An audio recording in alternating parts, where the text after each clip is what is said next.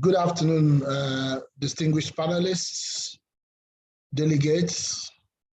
Nice to have you here this afternoon. Thank you for joining the session. Today is actually day 8 of the Law Office Management series. And today we'll be talking technology. And of course, we all know the challenges we have with technology as lawyers, but we have to be conscious of the fact that we're living in a constantly evolving and dynamic world. And innovation and technology are tendencies that have come to stay, and they wouldn't go away, whatever we do. So we can't play the ostrich with it. We have to join up to it. So today we have two very distinguished tech people who have a background in law as our tutors. And I hope that at the end of the session, we would have taken some valuables from the trainings. The first speaker for today is Mr. Rotimi Ogunyemi. Rotimi, and I think I never get the pronunciation of the surname right, so Rotimi might want to pronounce it correctly when it comes on. Shame on me, but we're here. Rotimi Ogunyemi is an information and communications technology attorney with years of critical experience in legal issues relating to ICTs,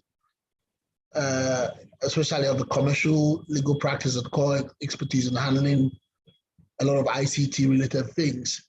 He is co-chair of a digital MBA on a mission to digitally transform the MBA. He's chair of the ICT committee of the MBA section on business law. He's an adjunct faculty member of ICT law, policy and regulation at the Nigerian Communications Commission's Digital Bridge Institute, and a facilitator of the International Telecommunications Union ITU courses on ICT law and policy. He's a member of the Global Blockchain Business Council and a member of the International Bar Association Technology Law Committee and Communications Law Committee, amongst others. I mean, just a personal word, I think Rotimi is one of the lawyers in Nigeria who has been pushing the issue of ICT enlightenment for lawyers, and indeed technology practice for lawyers, and always very willing to share his knowledge and expertise with colleagues. It is my pleasure and honor to yield the floor this afternoon to Rotimi. Rotimi, the floor is yours. Thank you very much, Tovena, for that very generous introduction. Really appreciate what the NBA ICL is doing, and it's really great to be here, particularly amongst distinguished colleagues and a very, very distinguished audience. My job here today, I dare say, is simple, but at the same time complex. I can't start without, paying homage to all of the great facilitators and presenters who had been here before me in this ongoing law office management training series. The truth is, I have listened to practically all, and I have gleaned a lot of insights and learnings from all of these phenomenal facilitators. Learnings, everything from setting up an excellent law practice to startup, to funding, to branding, to strategy, and a whole lot more. It's been very engaging and very, very helpful. And quite frankly, I think two things have continued to recur in all of these sessions, right? And one is that law is a business. And the other thing that has been recurring is the issue or the question of technology. So I intend to use my time here today to do a deep dive into this thing called technology and its intersections with law and business, and I dare say with society as well, and hopefully unravel what many have seen to be a big black box. So at this point, I would share my screen. So I thought I would be a bit different. So instead of using a PowerPoint, I decided to use a PDF, just to be different, right? And you would see from my screen that my topic today is technology as a sword and shield in the practice of law. A sword and a shield, these are really metaphors, right? A shield speaks of a defense, right? But a sword many times speaks of a weapon of aggression or something that you use proactively, right? And so to that degree, I would say that I do not particularly want to see technology as a weapon, but more as a tool to advance our practice of law, a tool to increase efficiency and productivity, a tool to optimize legal workflow, and a tool to better serve our clients. And all of this in a nutshell is to provide value. I thought to start here today by highlighting the problem. Not that I'm a problem person, right? But I really like to start from what the real issues are, and then we work from the problems to the solutions. On my screen, I did what, I would attempt to call a snapshot of how the world has been changing. It's not news to anyone that the world has gone through at least 4 or 3 industrial revolutions, because we can argue that we are on the cusp of the 4th one. The first industrial revolution was powered by mechanization, was powered by steam. And we had champions in that era. Forgive me, much of my examples today I would take from the international scene, particularly because I would not want to put any of Nigerian outfits on the spot. But I can assure us that all of my examples are relevant to where we are at today in Nigeria, right? So at the end of the 18th century, the world encountered the first industrial revolution powered by steam, like I said before, and mechanization. However, things shifted. And then with the entrance of electricity and steel, the world encountered the next revolution, which we call Industry 2.0, or the second industrial revolution.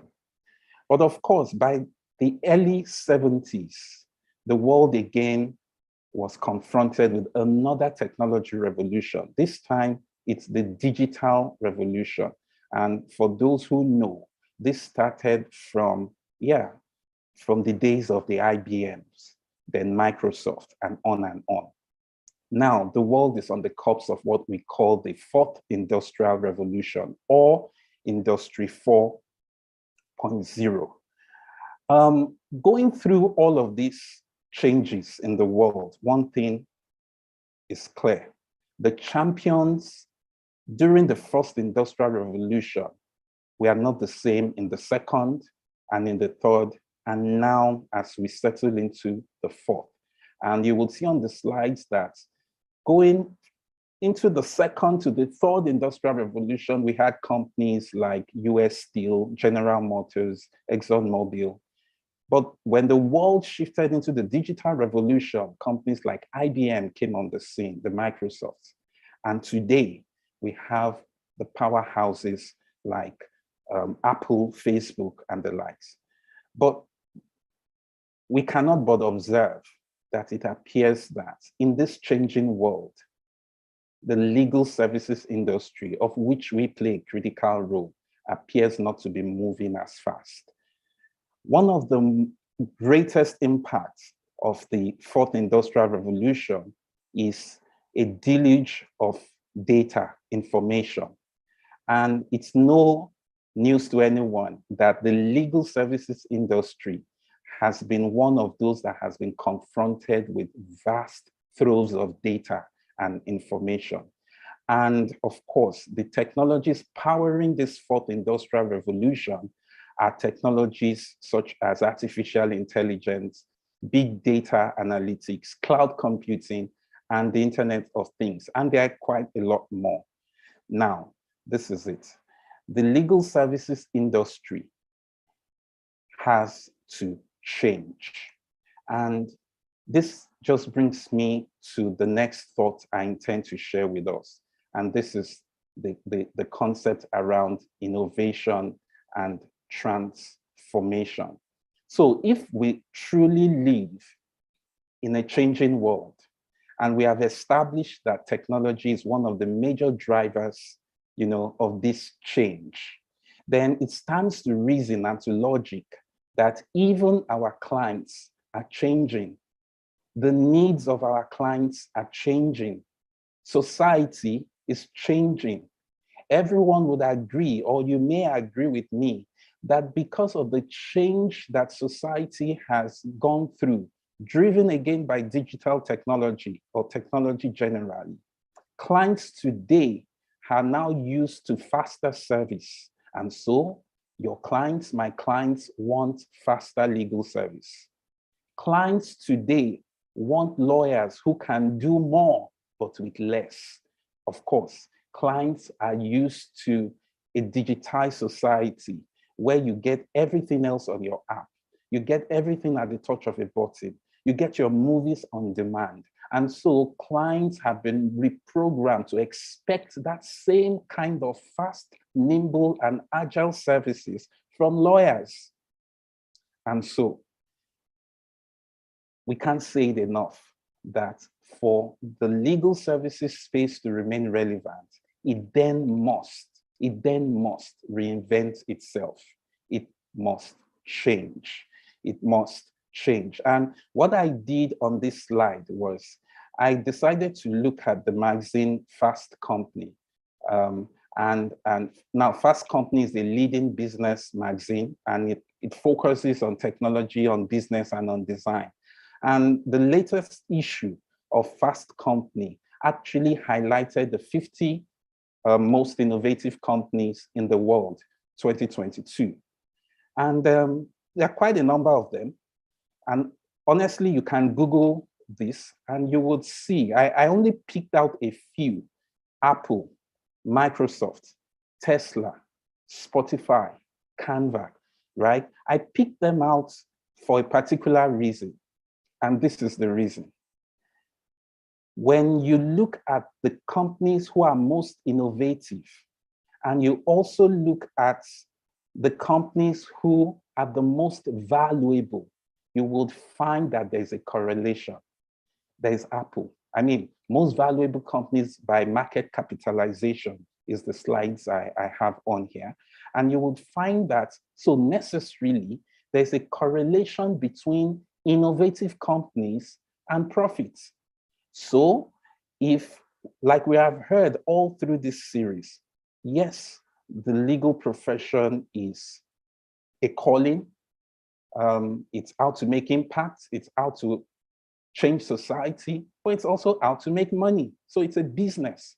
Now, truth be told, it might be stretching it too far to look for a law firm on the most valuable companies on earth. But while Dr. Tomini was speaking to us, and he spoke about the brand Baker McKenzie, right?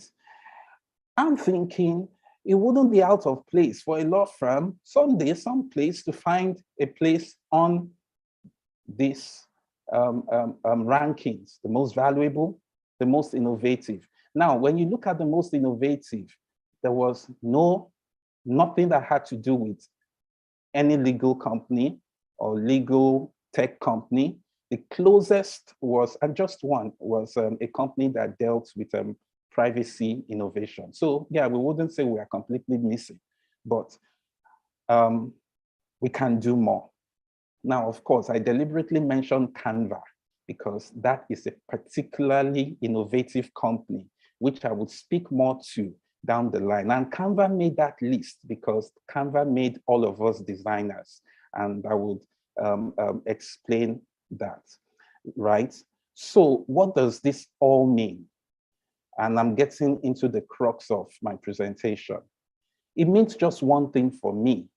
It means that it's either legal services, lawyers, law firms, big, medium-sized, startup firms. It's either we transform or, to put it mildly, we die. Yeah, some folks have said adapt or die, but I decided to coin the words transform or die. And that's because we live today in an era of digital transformation. So I'm going to spend the rest of my time to walk us through this concept of digital transformation. How do we transform our legal business or legal practice, if you choose, right? If indeed we have made the point, or we've argued, right, that we cannot become as profitable or as relevant or make the kind of impact that we intend to make if we are not innovative, then we really should have a deep dive into this concept of digital transformation. And you would see from my screen that I have actually laid out 7 pillars of digital transformation, right? And like I said, I'm going to walk through all 7, and it's important that we walk through them, but I would say this before I go on.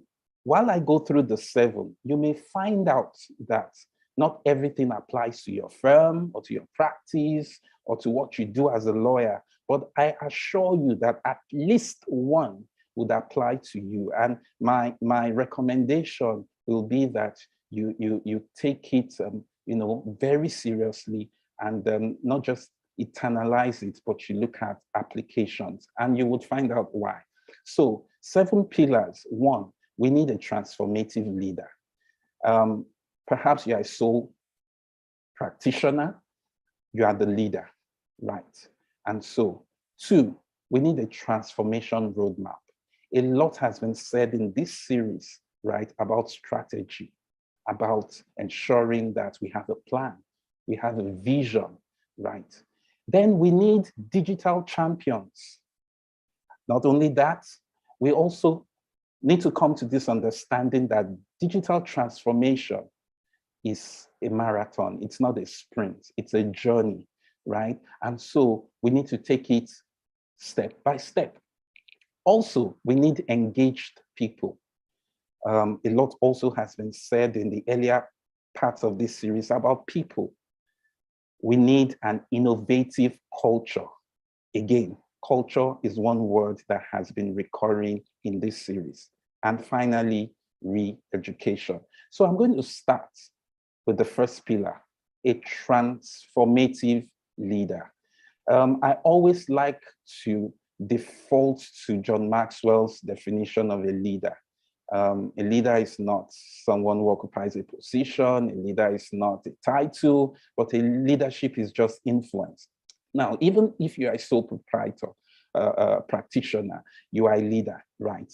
And so to take your firm from where it currently is in terms of its digital reality to a digital future, there is the need to have a transformative leader who will do a few things.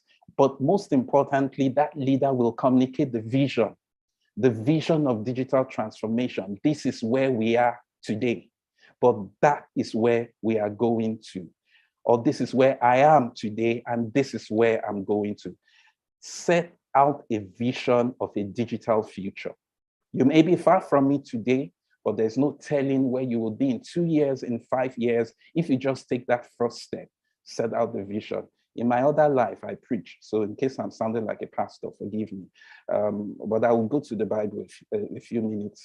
Let me just quote that scripture. Without vision, people perish. So a transformation leader is key. Now, when a leader is transformative, it does many things. But part of it includes that leader then knows that a part of the resources of this firm should be set aside to take this firm into its digital future. That's funding, that's budgeting, right? And striking the right relationships to make digital transformation possible. Now, this leader, amongst other things, need to be aware of the opportunities and the threats that digital opens up for the firm. This leader needs to understand the kind of value that digital technology makes possible for the firm. Now, I will speak more about this part in terms of awareness on my last pillar, which is reeducation. But suffice it to say at this stage that this leader needs more than a rudimentary knowledge of technology, right? And not necessarily have deep knowledge, but needs more than a rudimentary knowledge of technology. Must be comfortable with technology speak, right? With technical terms and with concepts. And on this slide, I made an example of Bob Iger. Bob Iger became the CEO of Disney at a point where Disney was big, but not anything close to the Disney we know today. It took one leader, Bob Iger, to transform Disney from being an entertainment company into a technology company. And so, you know the end of the story. Disney today is a tech company, not just an entertainment company. And Bob Iger did only 3 things when he became CEO. Number 1, he invested in creativity. He embraced technology in innovative ways, and he decided, I will grow globally. The rest is history. And I particularly put the book there for those of us who are readers, and I would encourage everyone, check out the book, The Ride of a Lifetime, and you will see how one person transformed Disney into the colossus that it is today. Now, this pillar 2 follows from the very first pillar, which is having a transformation roadmap. So there's the leader, but the leader needs to design a future. The leader needs to say, you know what? Again, we need to move from manual processes to a digitalized future, right? Now, at this stage, the leader does not need to know the nuts and bolts. The leader only needs to know that where we are today is not where we should be, and we can make a transformation. And the next thing that leader then does is that he kind of weaves his people into that vision. His people includes the management team, includes staff, low level, high level, regardless. Next thing the leader does is that he puts that roadmap into, some kind of timeline with clear milestones to say, in 2 years, we should have digitalized all of our processes. In 3 years, we should have moved from X to Z. And that leader ensures that this roadmap, right, puts in mechanisms for evaluation and measurement. Because I believe it was Ms. Silva Ezekwe who said that what you measure grows, right? If you don't measure, it doesn't grow. And on this screen, what I did was I put in a framework that can help you, not a consultant, you design that framework. And it's the design thinking framework. I put it there so that you can Google it. Check that it's a problem-solving approach. This is where we are. This is where we are going. And all the steps, they are not necessarily linear, are itemized. You empathize, you redefine, you ideate, you do prototypes, and then you test and you repeat. Once you use this model, again, I promise you, you will be on a journey of transforming your firm from its current analog state into a digital first firm, regardless of the size and regardless of your resources. Pillar 3 is what I call having digital champions, or you appoint a digital champion. Now note, I'm careful with my words here. A digital champion, I don't mean your IT department for the big firms, or I don't mean your IT support person or your IT outsourced personnel. No, I mean someone in your firm. And for all you know, this person may be a new wig.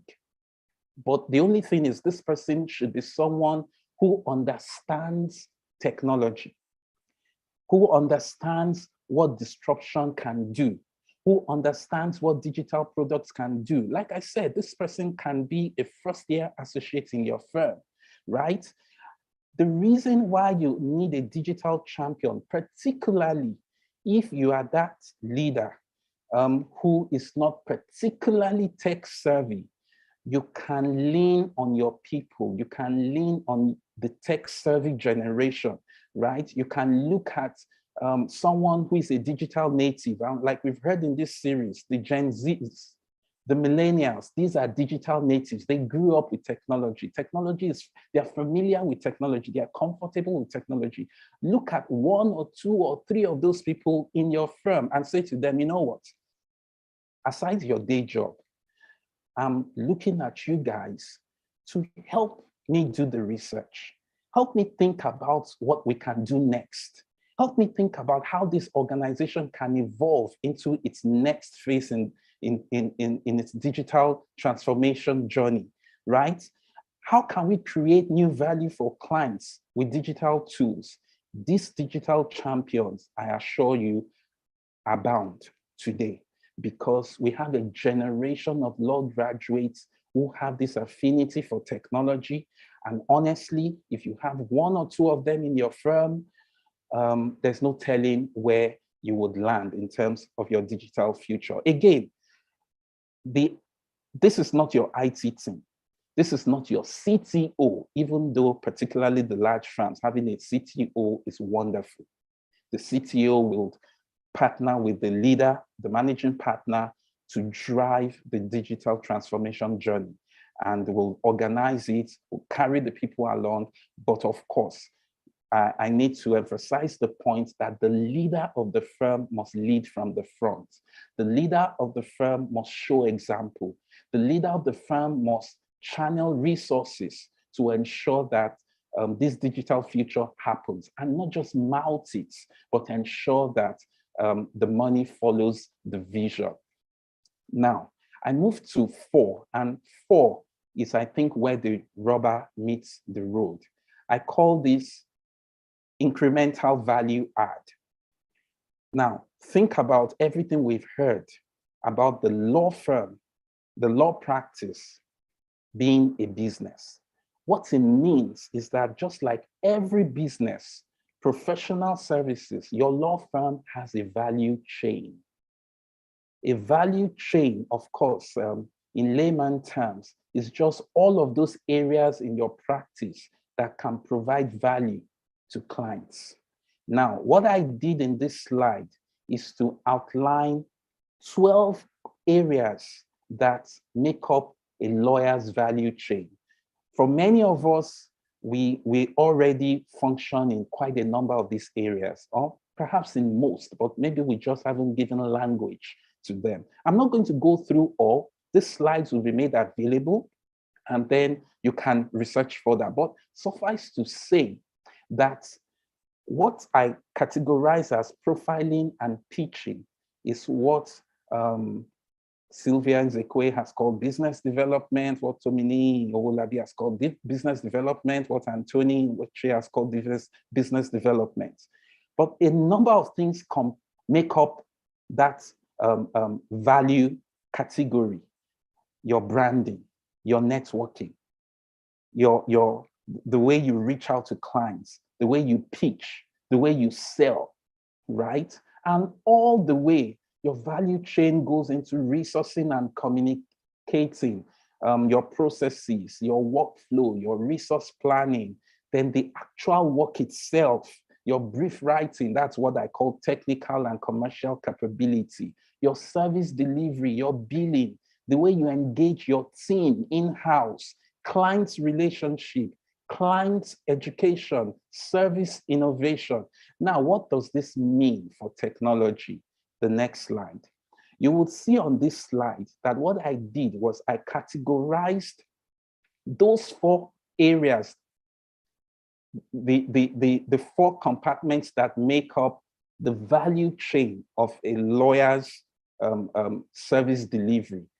I split them into 4 groups again, but I went further here to now kind of attach certain technologies that will make you become more proficient, more efficient, more agile, more nimble in delivering value in each of these categories. Some of these technologies are just new to us, but some you already know.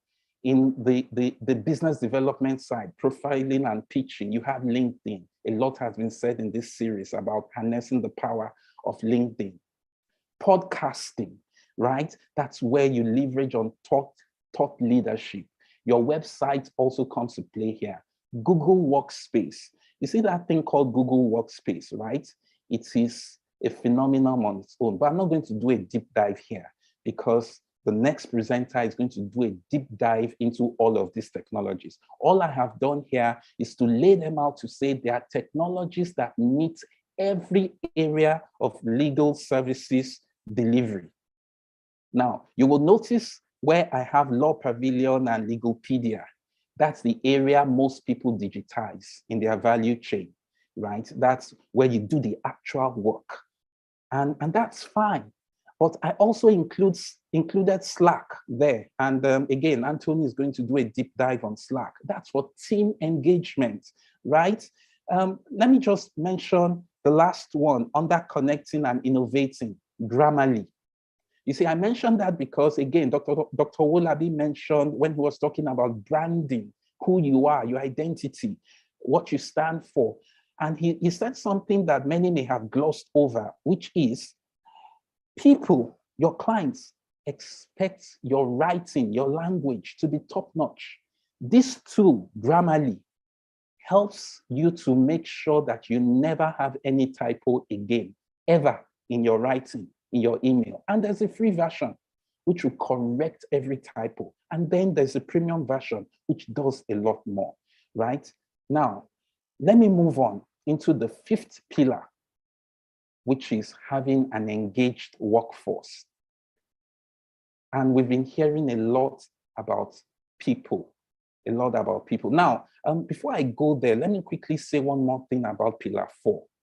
Again, pillar 4, which is incremental value. Please understand that you don't have to digitize every area of your value chain at once. Transformation is a journey. You look at the areas that you haven't digitized and you focus on that area. And then you begin to move gradually. And this is where your roadmap comes in. You might give yourself 5 years. You might give yourself 2 years. And at the end of 5 years, perhaps, you would have digitized your entire value chain, right? But the thing that makes that work is people. We have heard it said severally that people are our most valuable resource. Technology is great, all right? But without people, technology is nothing, because people drive processes, and technology is a sword, it's a shield, it's an efficiency tool. You might have the best technology, but without people, again, it comes to nothing. And I will make reference to the judiciary here, even though that's not the scope of our conversation today. The judiciary has deployed technology in many areas, but our experience today is that it has failed to deliver at the level that we expect. And a lot of it has to do with people, not having the right people, all right? So again, people starts from the CEO, from the leader. People starts from the managing partner. You provide strategy. Then people also includes your partners, your technology service providers, your cloud services providers, your consulting services providers, right?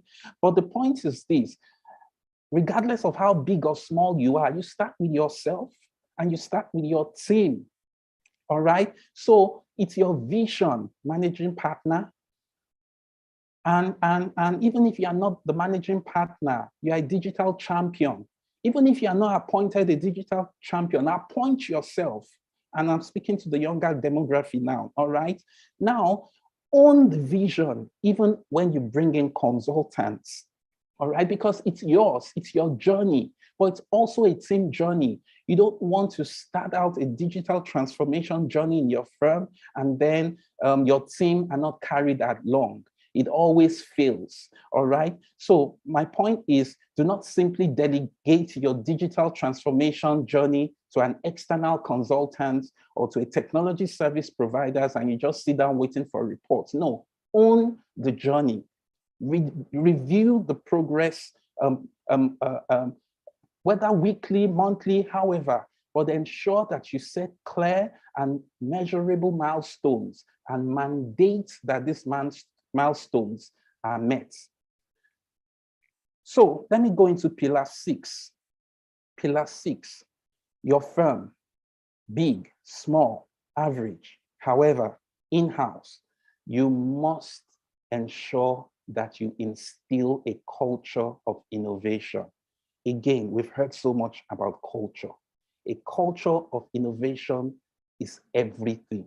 A culture of innovation is a culture that celebrates certain traits: curiosity, creativity, collaboration, continuous learning. And because time is short again, I put in 2 books here. The Culture Code. Google it, find it, buy it electronically. The 4. See what drives companies like Apple, Facebook, Google, Amazon.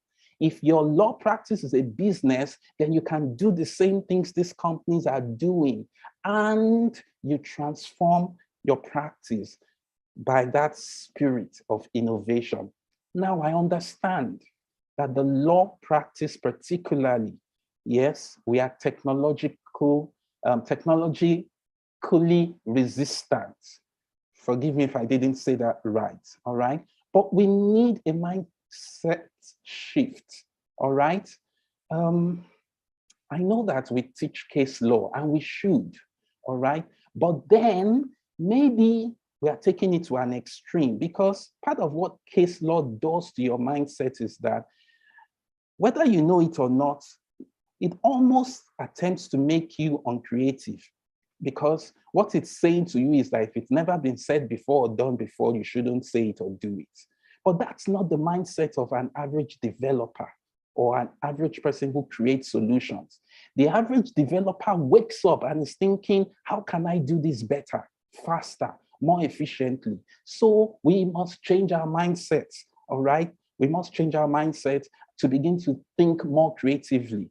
And like I said, culture is not just who you are. Identity is important, but it's what you do. It's the behavior of your people, of you, the leader, right? It's your behavior. How do you default to digital?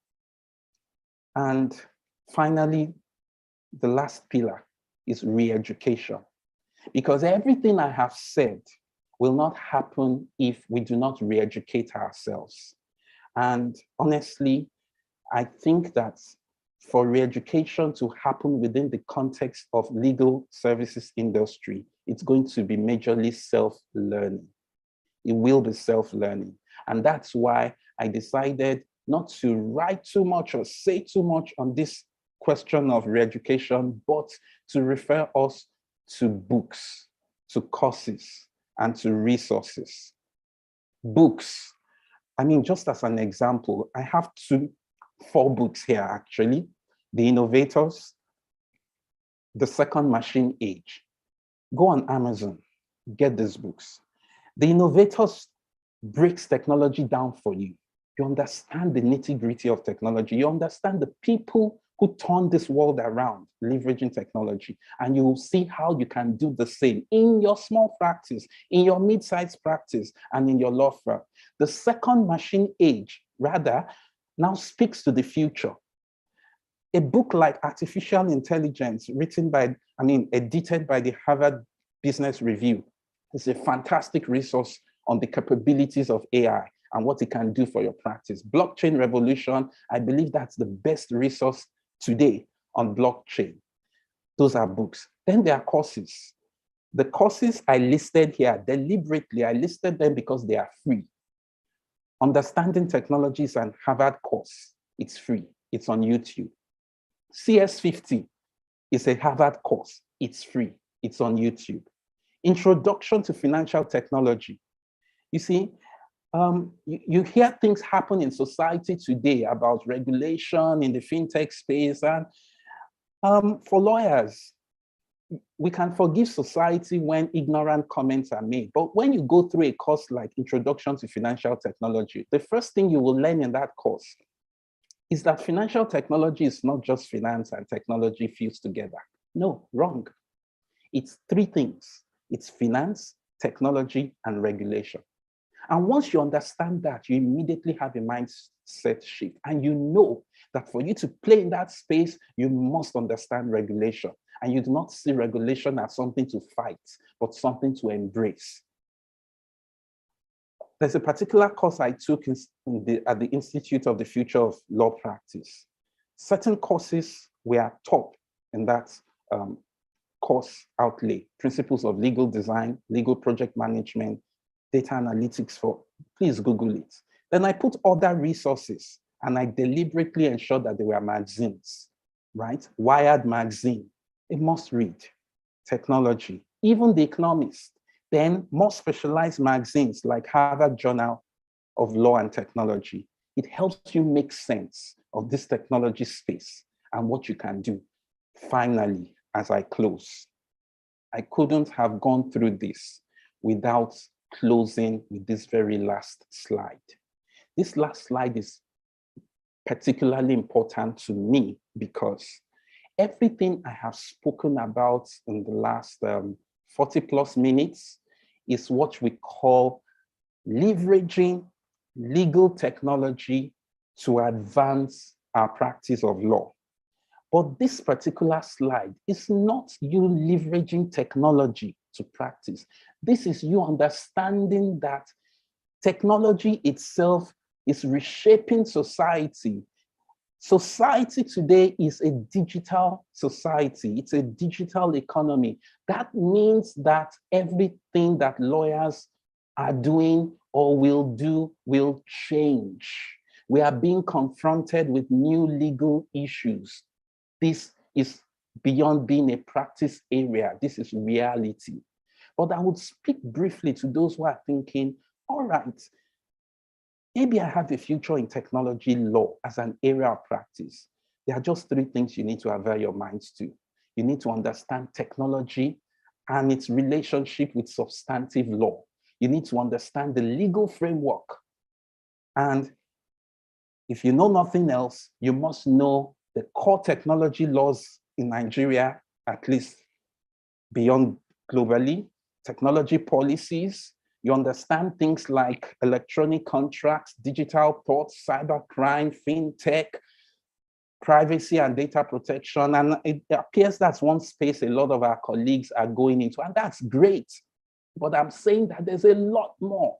Don't just run into privacy and data protection because everybody's running there. There is plenty in this space. Now, when you are familiar with the legal framework, you now begin to familiarize yourselves with developments in technology. And of course, that goes back to my earlier slide. When you begin to re-educate yourself, you then begin to understand cloud technologies, artificial intelligence, blockchain, and you know the applications of blockchain, cryptocurrencies, smart contracts. Everybody talks about cryptocurrencies, and very few people understand that there's a technology behind it, blockchain. And for you, the lawyer, that's the one that will transform you and your practice. It can transform voting. It can transform the land registry. I mean, there's a lot. Understand big data. Understand the Internet of Things, what it means for society. Understand NFTs. That's IP law, core, right? Understand the metaverse, virtual reality, augmented reality. Then I know that everything comes down to the money.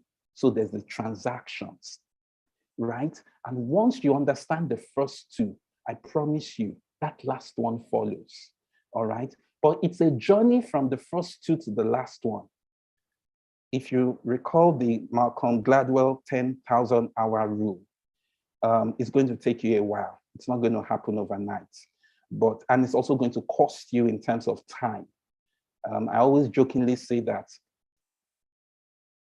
if you look through my slides, you would see that I have made reference to about 9 books. I jokingly say that the time some of us used to read through the chats on some WhatsApp groups is sufficient time to read 2 books in a month. But I deliberately included these last 2 books on my last slide, Good to Great. Everybody should read that book. That's the book that shows you how otherwise companies that had nothing going became the colossus that they are today. And The E-Myth Revisited is a book that every lawyer should read. Sylvia Nzekwe again was speaking about the lawyer being an entrepreneur. This book tells you that there are 3 sides to you. There's the entrepreneur you, dream of a digital future. There's the manager you, right? And then beyond that, there's also the technician you. That's the part we focus on, the hands-on part. I also included some podcasts there, right? As a parting note. I tried to do all of this within the time allotted. I'm trusting that it's been helpful. I'm trusting that it has spoken to certain areas of need. And of course, I'm looking forward to Anthony coming on to do a deeper dive into some of these technologies.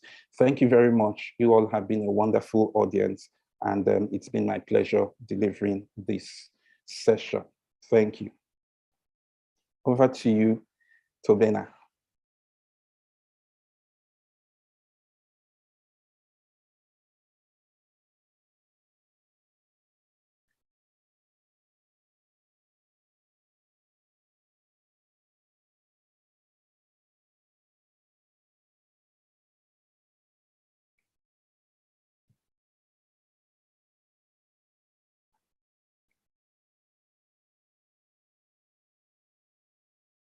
Tobena, I'm done. In case you're speaking, your mic is muted.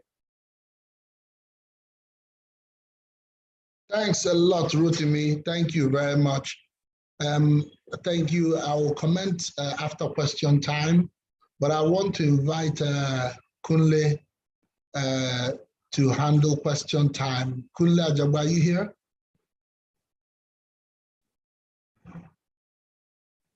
Okay, I think Kunle is muted. So, interestingly, Rotimi, it looks like everybody on this session is a digital native, and they've all followed you very brilliantly. I haven't seen any questions, but I really want to encourage participants to throw any questions they have in the Q&A box. Whilst we're at it, I'd like to invite very quickly Anthony to just make any comments that he has on Rotimi's presentation, especially those that perhaps will not be covered in his own presentations. And then if any questions come in, I'll deal with them then before moving over to Anthony. So Tony, are you on?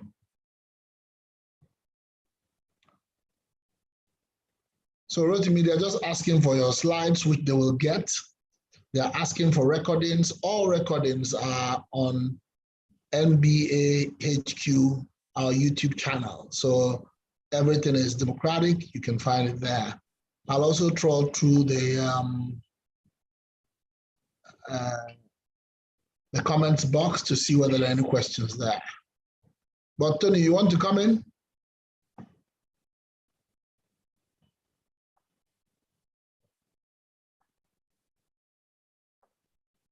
Okay, I don't think Tony appears to be muted. Yeah, he appears to be muted. So we have another 10 minutes, right? So someone asked me. Okay. Yeah, how can we leverage Google Drive in place of customized app softwares? That's the first question. The second in that is also in this age of digitization, what is the possibility of having an e-stamp and seal? I'm not quite sure that second limb is your question, but I'm sure you might have a view on it or knowledge, some knowledge because of your work with digital MBA. But absolutely, yes. I'll let you take that. Okay, great question. The first question was, how do we leverage the Google Workspace? And I would answer that question again by sharing my screen, all right? So what I'm going to do now is I would be sharing my inbox, right? And I share it for a particular reason, all right? If you are watching me, watch where my mouse is going to. This is in your Google environment. This sets of 8 buttons where you have Google Apps. Click on that button. You would find that you have a whole lot of Google tools, practically all free, right?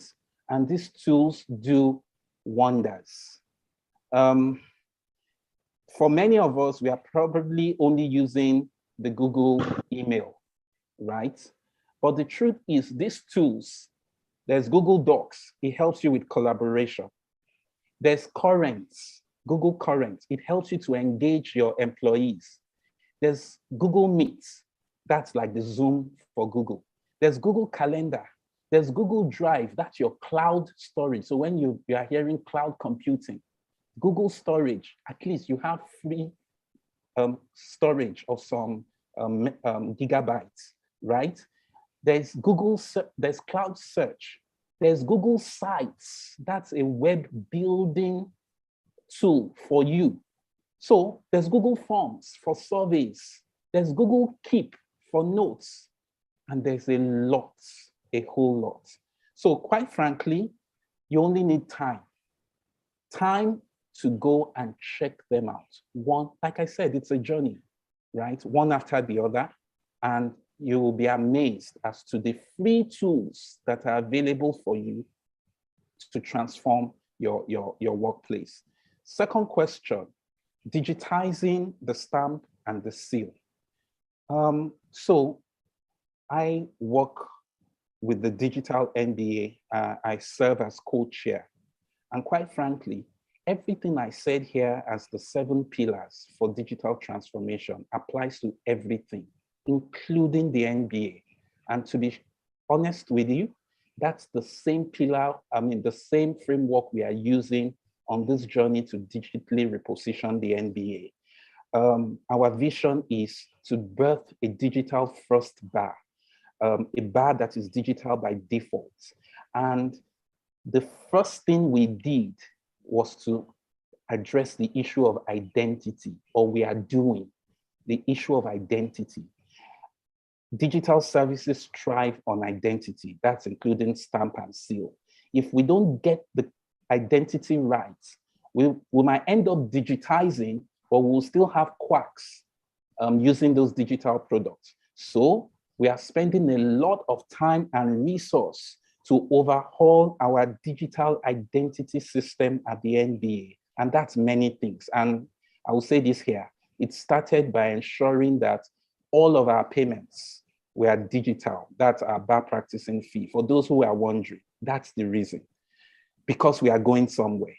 And the data points we collect during payment is what we will use in our next step on digital transformation of the bar. And there will be another step and the next step, which would include the automation of the stamp and seal. So I hope that answers the question. Thank you very much, Rotimi. I think it does. So we're going to, in the next 6 minutes, get on to Antoninta's presentation. But I'm going to ask you a question that I know that most people always ask when it comes to new thinking. And I know that your focus basically has been on the practical issues and things that we need to do, and generally our thinking and change of thought process, and being consciously aware of the bold and significant transitions that we need to make in order to become digitally aware. However, I'd want to ask if someone wants to become a tech lawyer, for instance. So now not about the day-to-day usage, which is of interest to us. What does a person have to do? Okay, fantastic. So there was a particular slide that I focused on while speaking to that question, and I'll put that slide, up again. My aim was to kind of draw out the roadmap for your journey to become a tech lawyer. Somewhere at the top right of that slide, I had interest, passion, relevance, value add potential, then profitability. I said interest to say that it just might be best if you have an interest. There's something that draws you towards technology, whatever that thing is, right? So that's where it starts from, just having a basic interest in technology. That was how it started for me. It was just interest when the dot-com era started. I loved computers, I loved emails, I loved everything technology. But I just decided that it didn't have to be an either or between technology and law. It could be an and, right? And so it started with interest. Now, with interest comes when you then begin to expose yourself, which is where education comes in, to all of those materials I mentioned before now, to courses, to books, to resources. That interest then begins to evolve and becomes a passion. Once it becomes a passion, there's no stopping you, because now you are obsessed, kind of, and you are building a knowledge base. That knowledge base should now drive you to these areas I mentioned. All right, if I'm going to be a technical lawyer, I need to understand the legal framework. What are the ICT laws in Nigeria today? What are the ICT policies, right? In the spaces that lean in this technology industry. And there are a number of them, from the NIDA policies to the MCC policies to the CBN policies on fintech. There are quite a number, right? So that's the beginning of your journey. Then you begin to take those courses that I mentioned, those courses that expose you to that interconnection between technology, law, and business. And for all you care, you might go on and do an LLM in technology law. And I'm sounding a note of caution.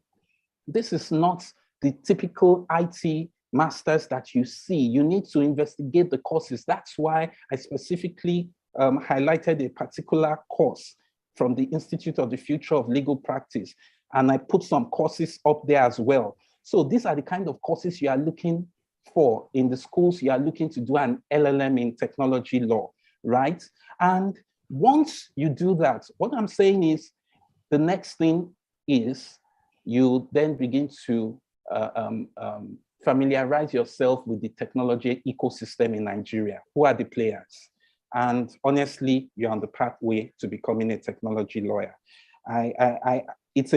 Generally, as of today, it's a part of self-learning, right?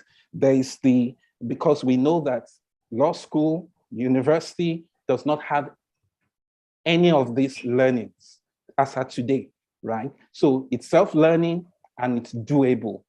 And once you get into that value add potential, you have something to give, something to say, something to write. It's just a matter of time. You begin to get involved in transactions and you're on your way. But it's not going to happen overnight. Thank you.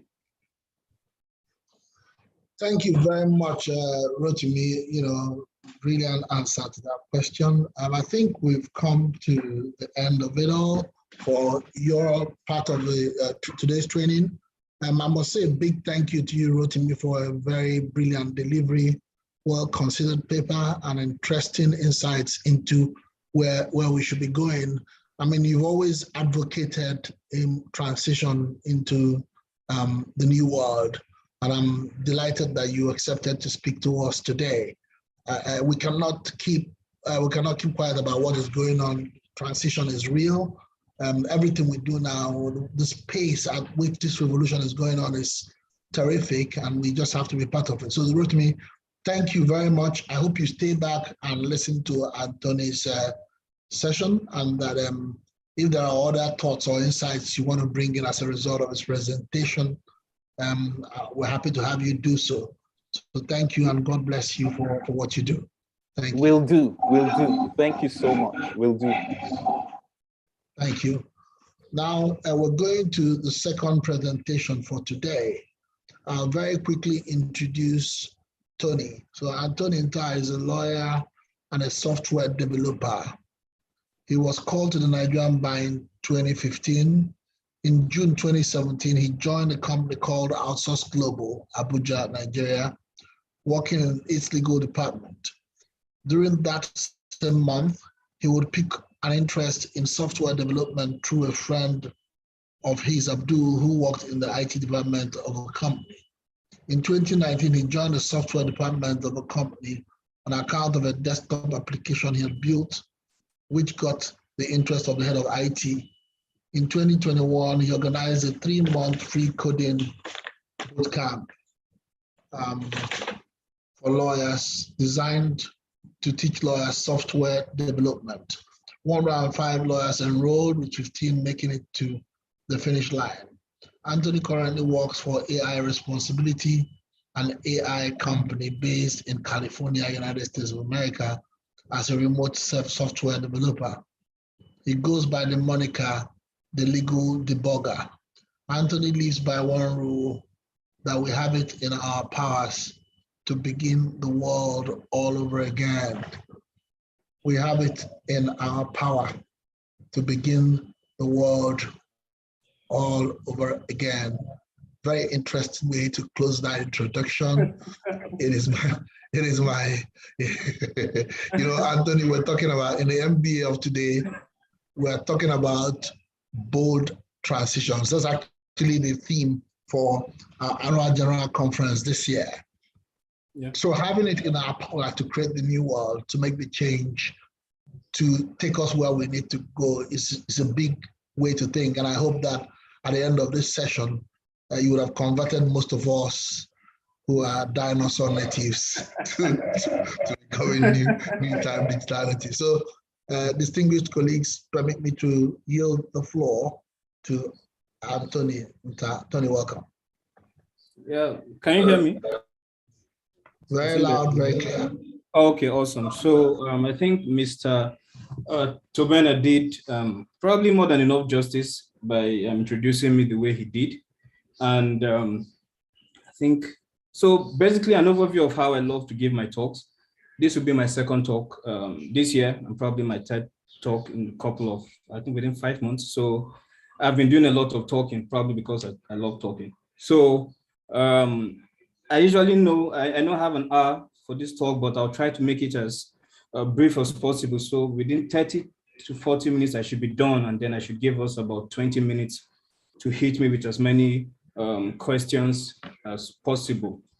So first of all, I will be sharing my screen as always.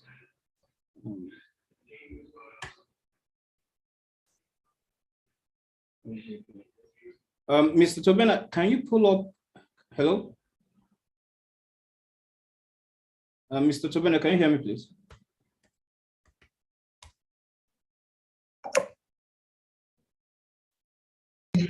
Tony, is there a problem? Yeah, I said, can you hear me? We can hear you loud and clear. Okay, I might need to, I don't know if you could share your screen because I'm having difficulty sharing your slides.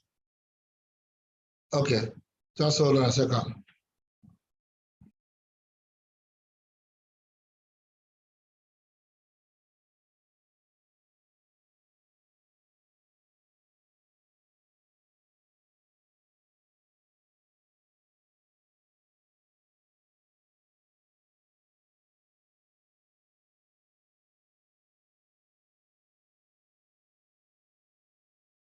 Can you hear me now?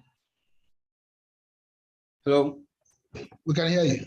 All right, awesome. Sorry. So for those of us in the tech world, we call this a bug, hence the name debugger in my moniker. So, yeah, it happens to the best of us. So sorry for that. And I'll be sharing my screen. Turns out the Mac requires you to give permissions before you can share your screen. I just had to install Zoom because of this talk. So this is the slide with which I'll be doing my demo with. And I'll try to keep it as, like I said, as brief as possible, but the key goal is to make sure I drive home the point that the earlier speaker had started with, and then probably give us a deeper dive into what we should be getting out of this. So it's still the same topic, except slightly there will be a deeper dive as we go along. So the agenda is quite straightforward. Who is the speaker? What is he speaking about?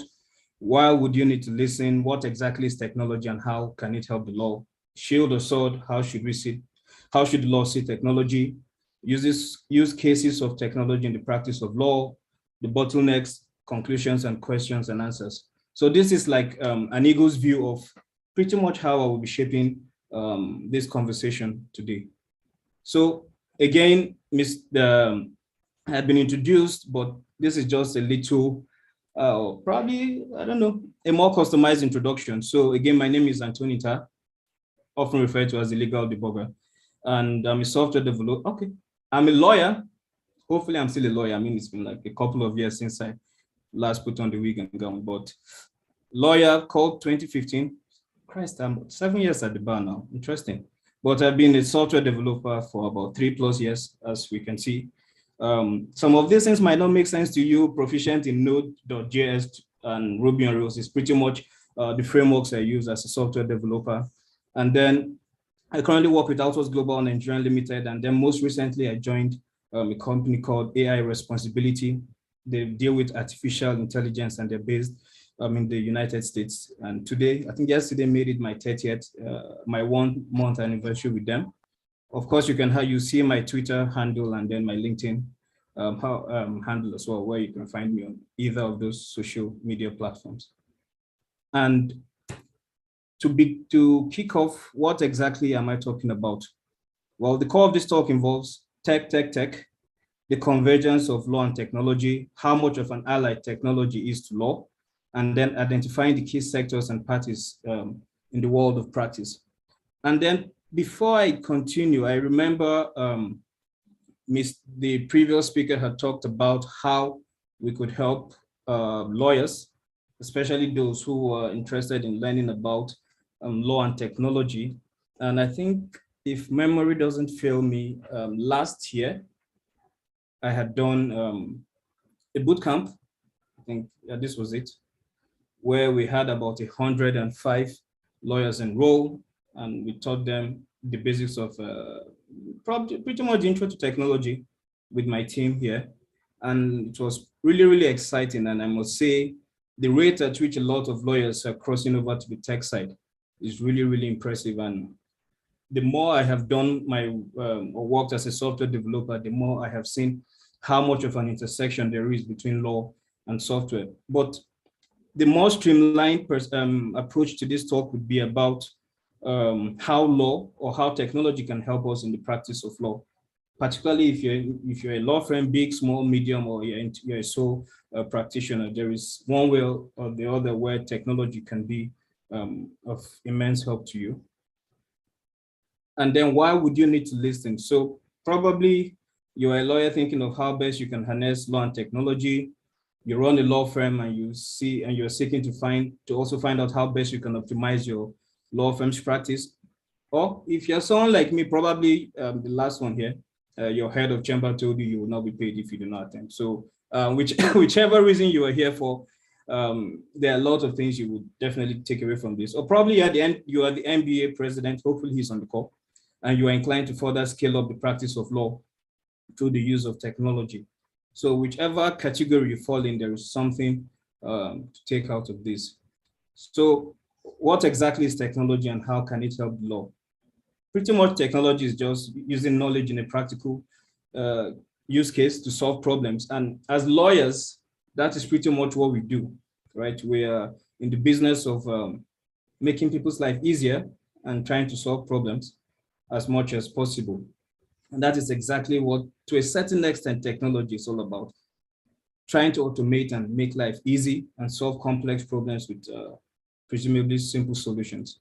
And the legal technology pretty much entails easing the practice of law for attorneys and legal professionals through the use of technology as well.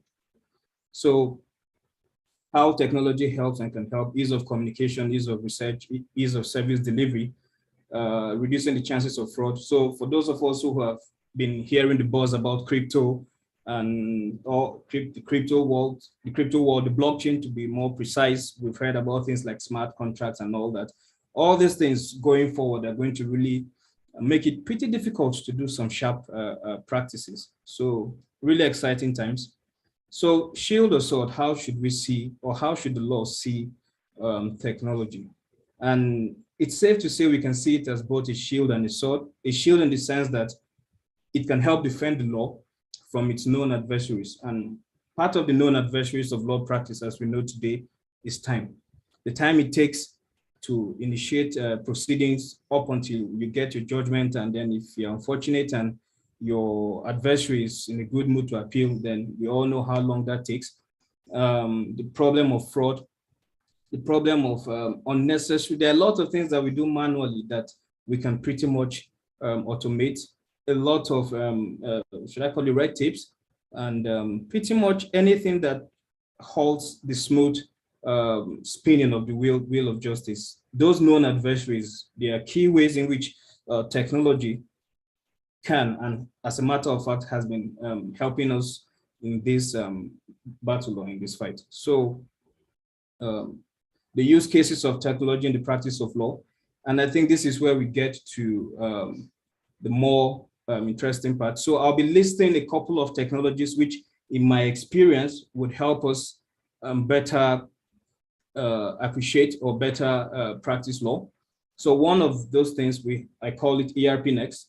So you might be wondering what ERP Next is, and the prefix to that is the ERP. And ERP is just pretty much a software solution that allows you organize and automate pretty much everything that has to do with an organization or a company or a law firm. So from payroll to attendance to leave application to onboarding of new employees to pretty much your entire employee life cycle, anything at all that involves dealing with or organizing or running your organization, then an ERP is one of the ways.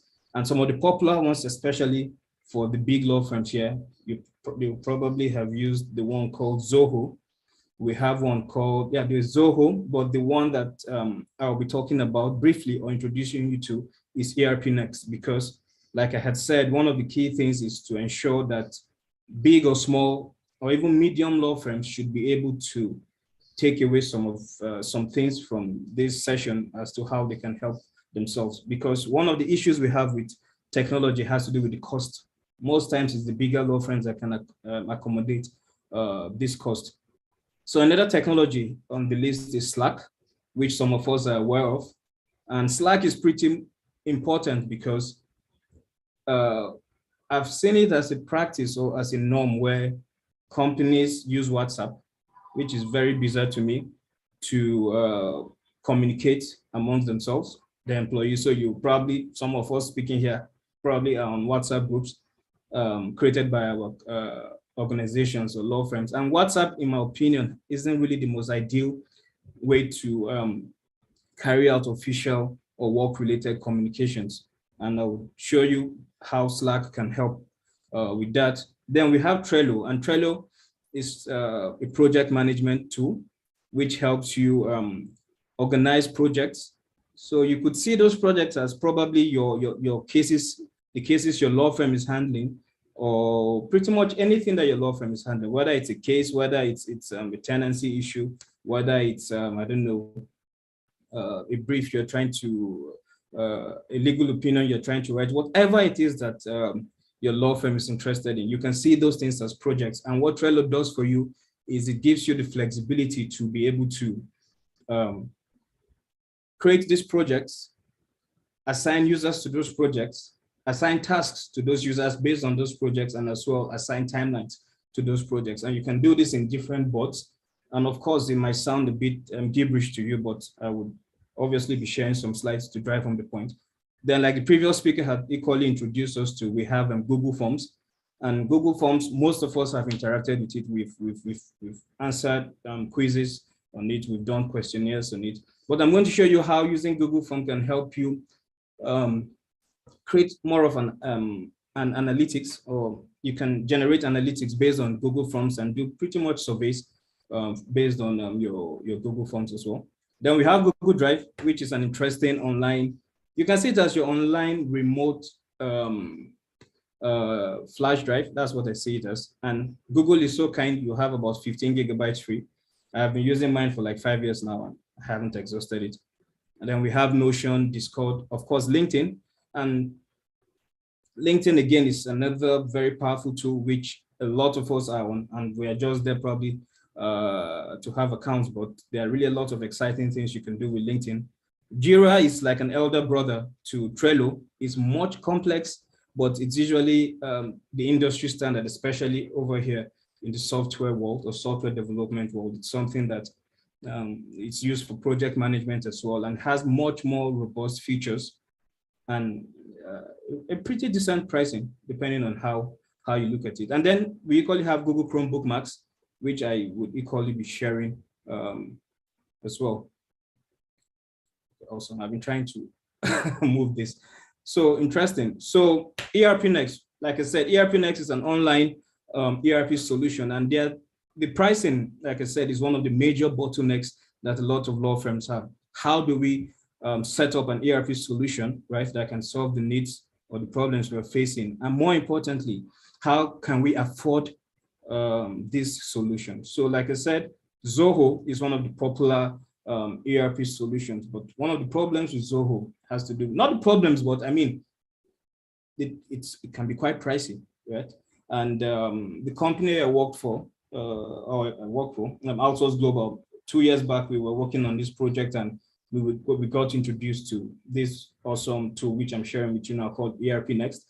And it's a really, really powerful ERP solution. And what is unique about it is that the founder, or the person who created it, or the team who created it, did it because I think his dad wanted to start a business, and because of how expensive ERP solutions were, he decided to create his own ERP solution, and he decided to make it open source. And open source, pretty much in the software lingo, just means you've created this software, you allow it to be accessible by anybody, right? And pretty much you make it open to the public, meaning people can actually download your source code and build up their own applications, or spin up their own applications based off of it, and even make custom tweaks.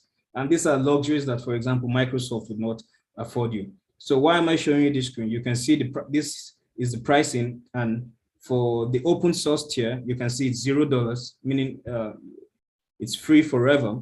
But the bottleneck here is that you need to have a developer, or pretty much any person who is IT savvy, to help you deploy this on a server. And once it's up and running, you're good to go. You never have to pay, and you have access to all the features that ERP Next provides for you. But the caveat here is you are not entitled to security updates or server monitoring. And if that is fine by you, then pretty much ERP Next is a perfect solution to kick off with. Then you have the managed hosting, and then the enterprise options. And for the managed hosting, it starts at $10 per site per month. And you're signed up on fCloud, which I think is the cloud provider they use. And then equally, you have the enterprise solution. So we're looking at firms probably as big as Alex or Templars.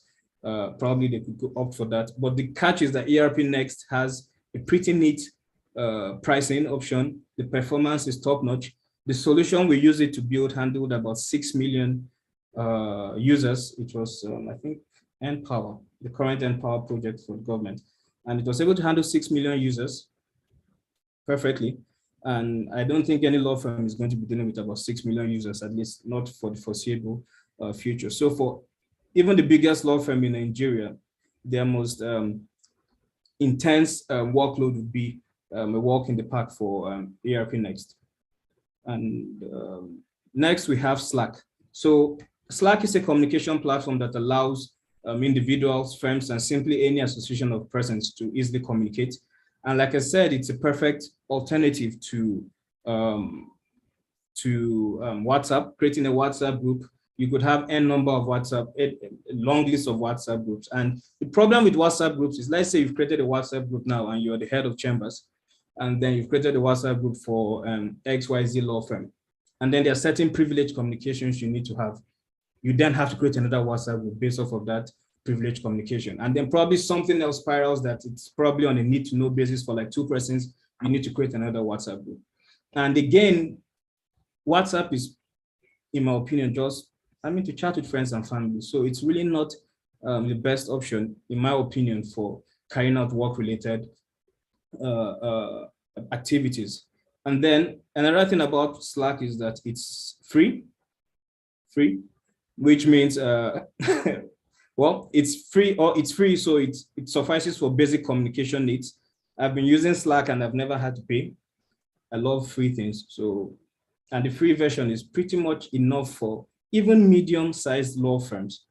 And when I say medium-sized, I mean you have a team of 50 or more lawyers, because the boot camp I did for lawyers last year, there were about 105 lawyers and we had no issues, right? So it's really, really a lovely, the free version compared to other technologies I've used is really, really splendid, because anyone, especially if you're less than 200 persons, you can pretty much work on Slack. Then you have what I feel is the most standout feature for Slack, which is the channels. So with the channels, just like I said, before now you had like a WhatsApp group, or you're on your WhatsApp, you're the admin, you have to create 5 WhatsApp groups. And then something happens, you have to decide who should be in what group and not. And over time, it gets really clunky. And then if you're someone like me, you don't want disturbance, you turn off your notifications on the WhatsApp group, and then an important memo comes, you lose track of it, which I feel a lot of us can relate to. So the idea of channels on Slack is that you can have these channels and then allow certain people to see certain things. And I think it will make more sense if I can quickly pull up Slack. So this is what Slack looks like. Pardon me if you see Ebuka Uchendu's picture here. This is the Slack channel. This was the Slack account I created for the legal debuggers bootcamp I had done last year. So usually the idea was, if you see Ebuka's picture, I'm about to evict some lawyers who were not, let's just say they didn't make, who were not probably doing their assignments or something. So we used to have like weekly evictions for people who were not performing. And you can see here we had, if I can move this anointing, we had 105 lawyers, right? Meaning currently on this Slack account, there were 105 lawyers. And then these were all the communications we had. And you can see the timeline. This was as at 6th of March, 2021. And then the interesting thing is you can see the channels here. So for example, we had a Python channel. So this was for only lawyers who wanted to learn Python. No other person outside these 6 lawyers, 6 persons you could see here, lawyers could see what we were conversing on here. Then we had the mentors. So you can picture this, this guy would kill me for this picture. So these were the mentors that signed up to help me with this bootcamp. This is my friend Ahmed, my namesake Tony, and he will kill me for this picture, but well, I told him to send better pictures. So this channel is only accessible to the mentors, and you can see with this padlock sign here, it shows you it's on a need to know basis, or it's a privileged channel. Here we have the appeals. I needed something cheesy, so I felt appeals would make sense to lawyers. So you could create channels and give them whatever names. So the essence of this appeals channel was lawyers who were unable to meet, who were disqualified and felt they had a reason, probably their laptop had an issue or they were sick or whatever, they could come to these appeals, right?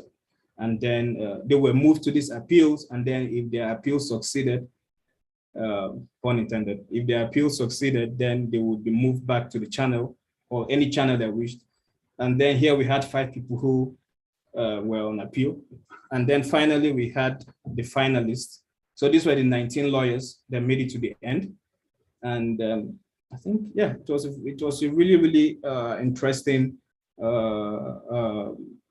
bootcamp. Down here, you can see the direct messages as well. So you can actually directly converse with people.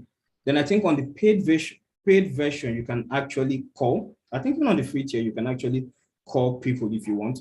So you can see this as an elder brother for WhatsApp, or the LinkedIn version of WhatsApp, where everything here is done professionally. And it makes a whole world of sense. And like I said, all this was free. And apologies to anyone whose messages are being displayed. I think they signed terms and conditions before joining the bootcamp. So yeah, that's for Slack. And then we have a couple of slides here. So the pricing now, it's $0, meaning free for the tier I just showed you. And then if you are going pro, probably for a small team who want better collaboration, it's $6.67 as at yesterday. Hopefully it doesn't go up, hopefully it goes down. Then you have the business plan, and of course you have the enterprise grid plan as well. And then these are a couple of customers that use Slack. So we have Shopify, some of us have heard of Shopify. We have Airbnb, we have those of us who play FIFA. We have EA here. We have Oracle. These are pretty big companies, customers, multi-billion-dollar companies, and they all use Slack. So the Slack channels, I had explained this as well. And then the next technology, or the next thing I'm talking about, is Trello. So like I said, Trello allows you to organize your projects, right? So within the realms of a law firm, you can see the projects as the cases you are handling, the issues you're probably handling, tenancy, or whatever it is that you have been engaged to do as a law firm. You can use Trello to properly manage that. And this is what Trello looks like. So you create a board. This is the site. I wish there was a way to take this annoying thing away. Okay. Sorry if it's obscuring the view. I don't know why this one did this. So this is pretty much what a Trello board looks like. You have different things. So this was, for example, a board I created when I was preparing to join Andela last year. So hopefully, thank God it went well. These are like projects I worked on. We have Ruby on Rails. Okay, Ruby on Rails is a framework I use. So I think this was when I was learning. We have Seafood. We have a couple of things I was working on. So I could show you, for example, Toolbox, which was a project I worked on with a friend of mine for a client. And here you can see, I wish I could minimize this, honestly. Okay, anyways, so here you can see all these are cards, right? You can create your cards. So for example, I call this documentation to doing, issues, done, right? You can create as many as you want, give them a title. And then once you're done, so let's say I'm the head of chambers now, and I've joined Trello. What do I want to do? I want to create a section for cases. So I could simply come here and call it cases, right? And now I have cases. And let's say we have a case of Tony versus Abubakar. I hope I spelled his name the right way. If you're on my WhatsApp, you know I've always had issues with my friend Abubakar. So no better person to use. So I've created a card, right? Tony versus Abubakar. Now, if I click on this card, these are the options. I can add members to this card. In this case, this would be your in-house counsels, right? The lawyers working in the law firm. And then you could add them on a need-to basis. So let's say I've added Wisdom to this card now. He will get a notification on his email that, hey, you've been added to this case, Tony versus Abubakar. I can create a checklist of things I expect to be done. Let's say, again, apologies, it's been a while since I practiced law. So let's say prepare, I don't know if writ of summons comes first. Prepare writ of summons, for example. And then again, you can assign this preparing this writ of summons to someone else. And I think, of course, if you start a free trial, right, you can now assign it to maybe Jennifer, for example, and tell her, hey, you need this to be done in 3 days or whatever. And the beauty of this is you can simply come here and see the cases, Tony versus Abubakar, you click on it, you have a checklist, you can see who is working on it currently. You can attach more users to it, you can have attachments to it, you can have descriptions on it, you can do a whole world of things on it. And then there are equally power-ups here. So what the power-ups allow you to do is you can plug in other things. Probably you want an email to be sent to a client once any number of things happen. The power-ups is one way you can do that. And yeah, so I wouldn't want to confuse it so much, but it's a really, really powerful tool. It's called Trello. And I think they have a really neat tutorial video on YouTube, or I think even on the website. Yeah, but hopefully there's another session probably later in the year for those who are interested, or if you DM me, I could probably help. But if you're a big law firm, I will charge you probably. Then, oh, I'm big on memes, so I was supposed to show you this meme. So as an IT person, I really know how to fix your issue. I'm just better at Google than you are. And that pretty much summarizes what we do as software developers, right? Or as IT people, well, we know how to Google, we know how to use Google. And the previous speaker had done a very beautiful job on telling you, you do not know how to use Google yet, right? Because there are lots of free things that you have that you haven't explored. And I think I'll equally be walking us through that shortly. So this, of course, are some slides of Trello, which I had shown you. This is the boards and your workspaces. And then we have Google Forms. So the Google Forms is actually quite interesting, and I'm going to pull it up right now. So if you come to your tab, you open a new tab on your Google Chrome, and just like he had shown you, if you click on this box here with, I think, 8 dots, I think that's a 3x3 grid, if I'm not mistaken. If you come down to your forms here, these are all applications you can use within Google. And somewhere you should have the Google Forms. Exactly. So this is it here. You click on it. And now you can see, this was a form I created for the legal debuggers. You can see that was last year. And a couple of persons filled the form. Oh, in this case, it was just one person actually. So I had prepared the form, had some questions, but what is of interest to you, especially if you're a law firm, or if you're a head of chamber in a law firm, sorry, is you can see, this would be better if I put it down here. Awesome. You can see more of the analytics I told you about. So you can see, hey, these were the number of people that responded yes. In this case, it was just one person, so it's 100%, right?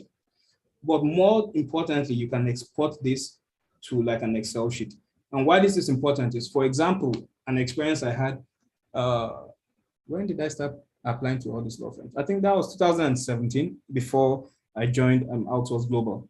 I was applying to a couple of law firms. I think Udodoma's law firm was among them. I think I tried Templars, which was pretty brave as at then. I tried Paul Lusoros' firm.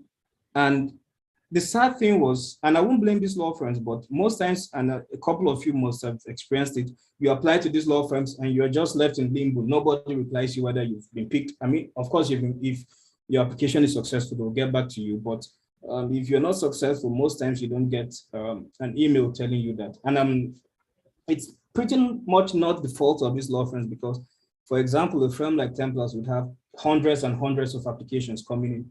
So if I was the head of chamber, or if I was in charge of recruitment in Templars, how would I easily funnel this application? So one way you could do that is through Google Forms. You could just create a Google form, ask the questions you need. Usually, what did you graduate with? What was your, what did you finish law school with? Years of experience, and all those things you would need to ask. The person's email as well. You could simply come here and look at the responses. Now, these responses is only available to me because I created this form. Other users can see this, right? And then you can see pretty much an analytics of people who have applied. So in this case, probably if it was, do you have a 2-1, for example, you can see the percentage of persons so far who have 2-1s or 2-2s or third class. But more interestingly is, you can simply come here and click on viewing sheets. And now you have all that thing, all those things, all those applications in the form transcribed and compiled in a Google spreadsheet for you. And this spreadsheet looks like Excel, except this is online and is provided by Google. And again, it's free. So I think I can drive on that point. And I've pretty much made the life of the recruitment department easy, right? Because they can just come here, see everybody's application, right? And if the person is quite good with Excel, you can do basic filters here and probably pick those who have 2-1s, grab their emails, and then push it to your bulk email service provider to dispatch emails to them. So you can see in just 2 clicks, I have made my life easy with CVs. And many people like me that were unsuccessful 5 years ago would have gotten the mail we hate the most, which is thank you for applying, but we would not be moving forward with your application.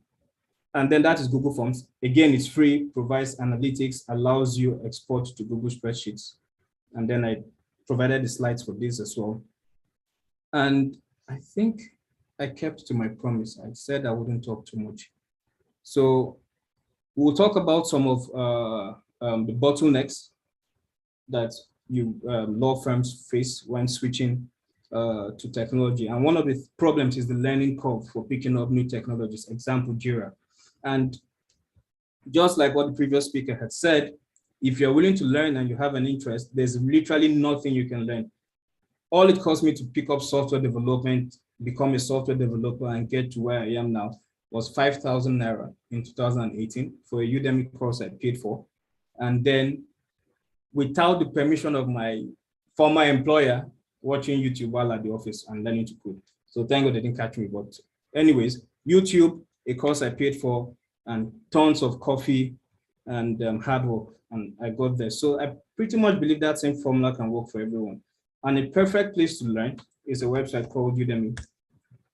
Udemy is to me the best, or one of the best places you can learn, and you can pretty much learn anything. So let's say the head of chambers at Paul Lusoros' firm or Dodama's firm, I said, hey, I listened to Tony talk and I think Jira makes sense. So we're going to use Jira. And then you can simply come here, search for Jira, and you can see a lot of courses on Jira. 23,000 students already. This one has 2,003 students. And you can see how cheap it is, 3,900 Naira for 11.5 hours worth of learning materials. And why this is interesting is when you use Jira, you're introduced to something called project management patterns, right? And one of the things in the software development world we use is called sprints, or sorry, Agile and Scrum. And what Agile and Scrum just pretty much means is you have this project you're working on, right? You break it down into sprints. Then for each sprint, you have a list of things you want to achieve. And then again, on each sprint, you have persons who are assigned to those deliverables on that sprint.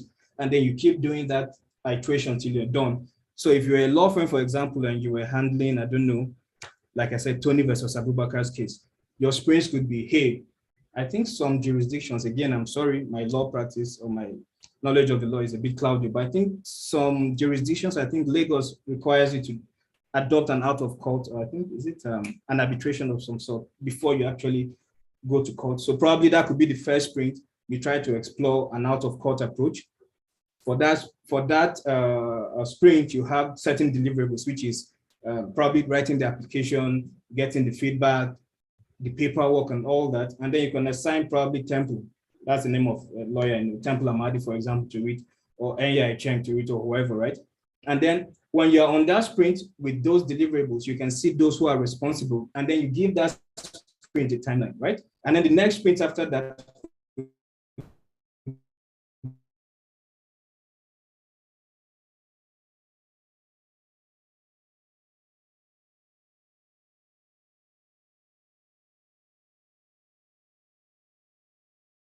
would be, okay, let's presume you can create another sprint for achieving results on projects. And it's really, really interesting, I must say. Then another thing is the cost of using this technology. So what I have tried to do is to show you that some of them are actually free. Yeah. And then if you click on this again, you can see tons of things. For example, there's no reason why you should have, okay, there's a reason, but I mean, in my opinion, on my system, I don't have Microsoft Word. Why? Because I could come online and use Google Docs, which gives me the same interface with Microsoft Word. And once I'm done, I can simply come here and download as Microsoft Word, as a PDF, as a TXT, or whatever, right? The slides I made for this talk, I did it online as well on Google Suites. Simply came here, came to slides, and then for some reason, probably click on the blank slide, which was what I did. And then you create your slides. You can even pick from a template. This was the template I used. And once you're done, you simply come download in any format you want. The previous speaker, I think his was in the PDF format. So if that's what I wanted mine to be like, I would have done it this way as well. And there are really, really a lot of things that are free that you can use. Hopefully Google pays me for doing this because I've done a neat job selling their products today.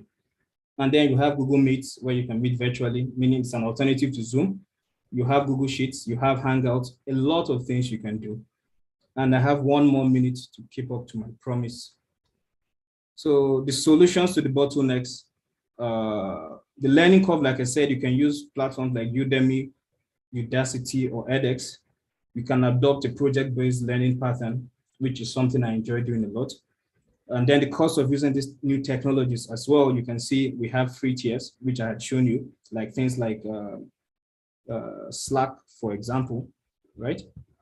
And then the conservative nature of law practice in Nigeria as well. So just like I was introduced, just like we had heard earlier, there is this, I won't call it dinosaurs, but there's the old guard who really need to embrace the fact that we are in changing times. And of course they have, I mean, a lot of things, at least based on the privileged information I have been going on in the MBA in terms of digitalizing the MBA. And I've been privy to meet some really smart persons like Mr. Basil Udota, who is one of the lead actors in this drive to digitalize the MBA, right? And a lot of things are happening and more would happen.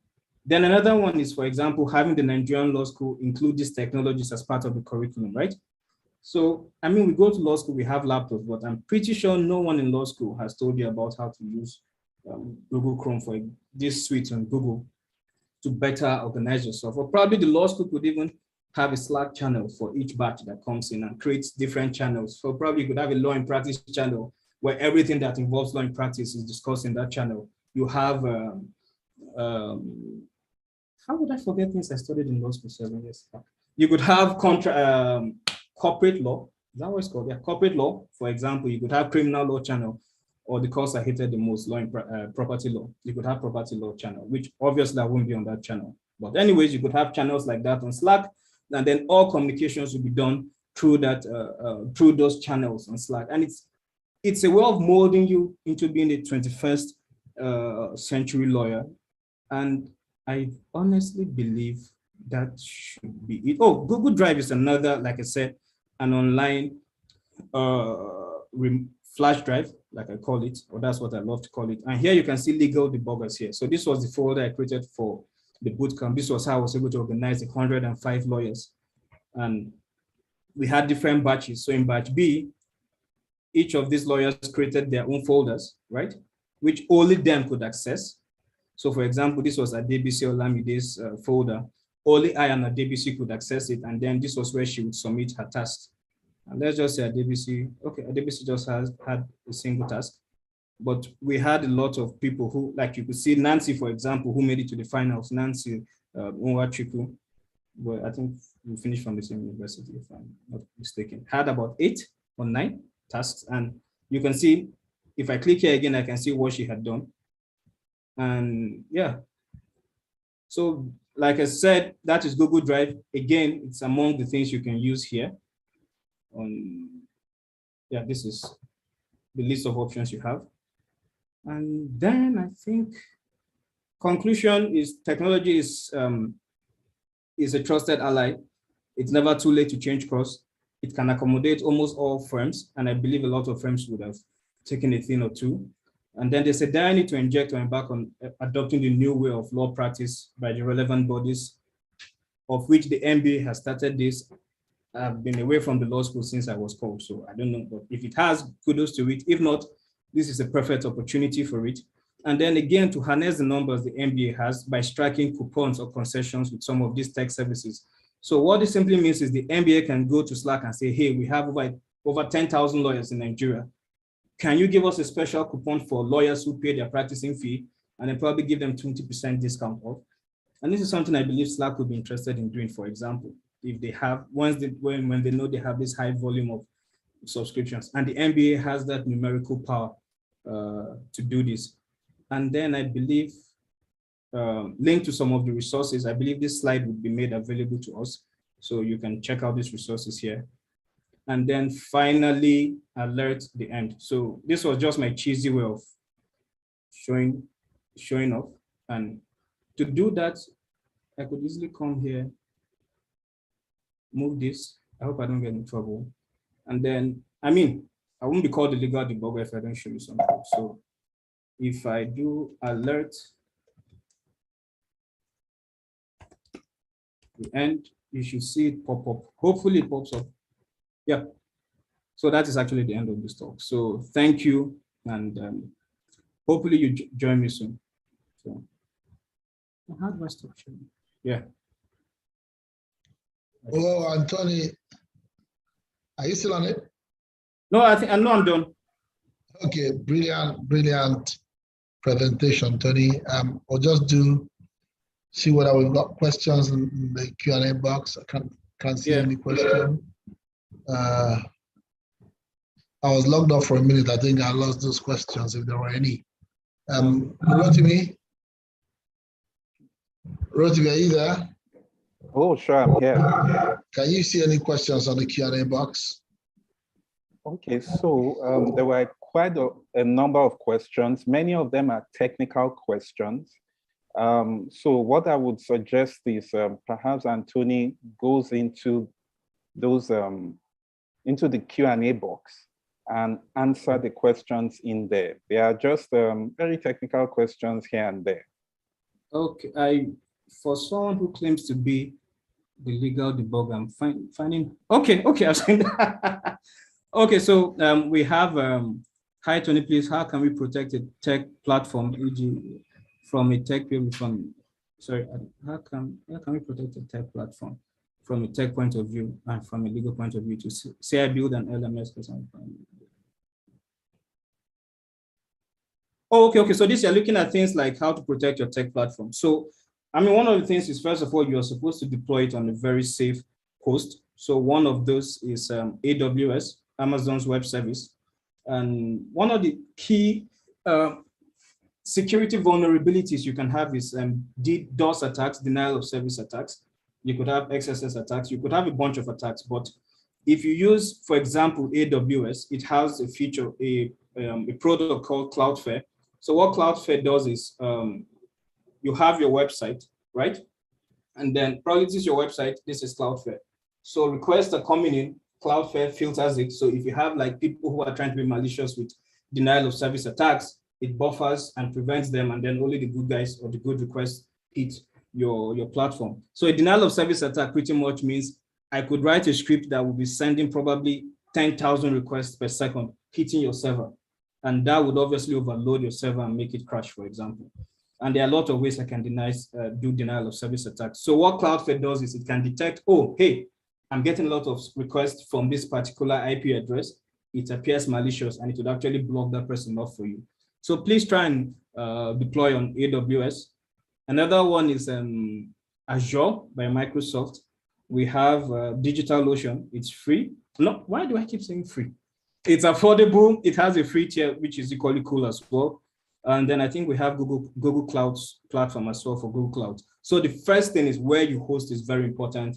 The add-ons to your hosting, like I said, Cloudflare is equally important. And equally, also make sure you hire good developers, because no matter what Amazon Web Services does for you, if, for example, your developer is exposing your token secrets or your environment variables or sensitive information, right?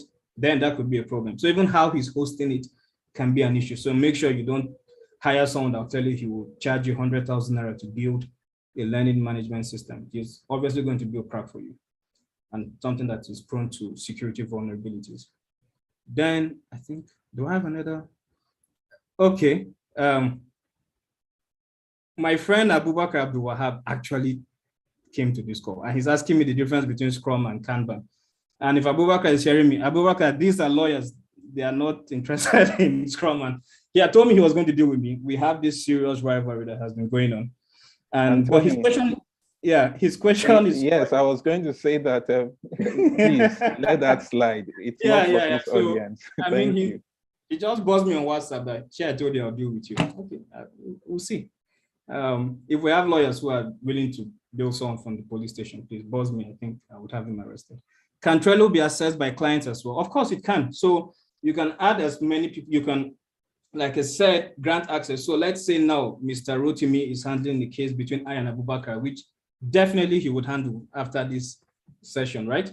I could create a Trello board, add the lawyers I want, to who the lawyers in my firm, the counsels, right, who will be responsible for A, B, and XYZ, right? And then equally have Mr. Rotimi as a client who can view the happenings on his case and see where we are. And I could just probably give him view privileges, meaning he can't drag and drop or make changes. He can only observe.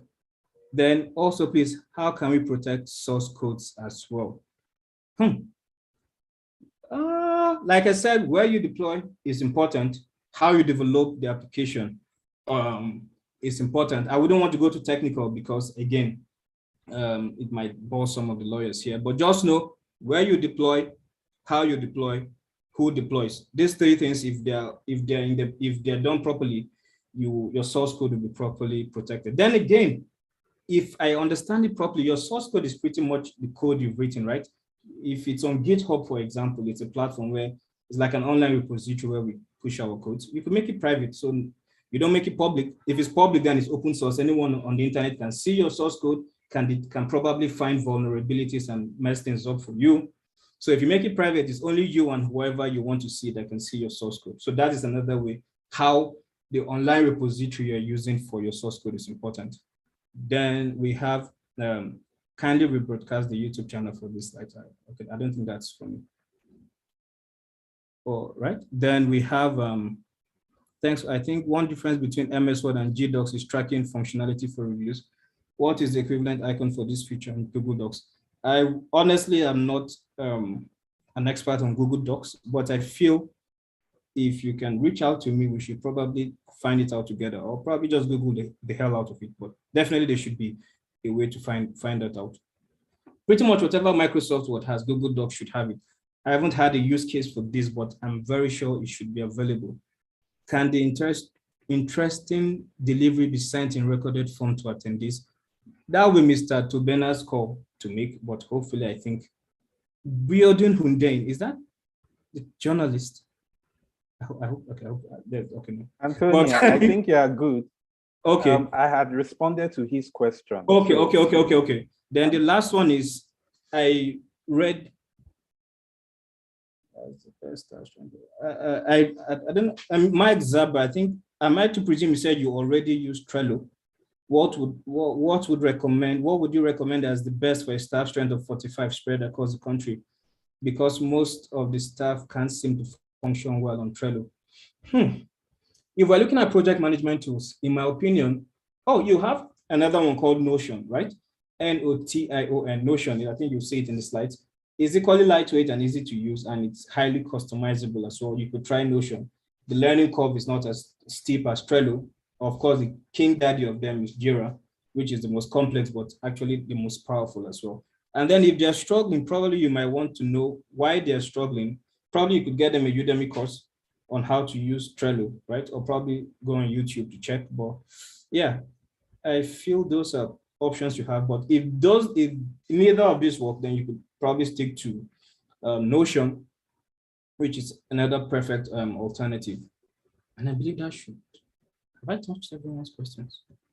Yes, you have, Tony. Okay. Someone wanted to know a bit more about Cloudflare. So I think you can type the answer, maybe direct the person to the Cloudflare website.